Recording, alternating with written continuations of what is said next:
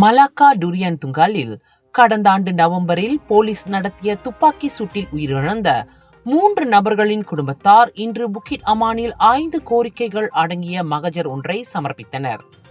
சம்பந்தப்பட்ட போலீஸ் அதிகாரிகளை உடனடியாக கைது செய்ய வேண்டும், விசாரணை நடைபெறும் வரை பணியிலிருந்து இடைநீக்கம் செய்ய வேண்டும், மலாக்கா போலீஸ் தலைவரை இடைநீக்கம் அல்லது பணியிட மாற்றம் செய்ய வேண்டும் என்பதும் அக்கோரிக்கைகளில் அடங்கும்.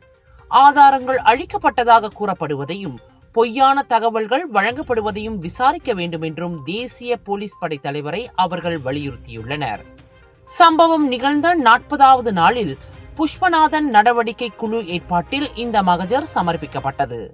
வழக்கறிஞர்கள் சயிட் மாலிக், ராஜேஷ் நாகராஜன், சமூக ஆர்வலர் அருண் துரைசாமி உள்ளிட்டோரும் உடன் வந்திருந்தனர். இதுவே பொதுமக்களாக இருந்திருந்தால் உடனடி நடவடிக்கை எடுக்கப்பட்டிருக்கும்.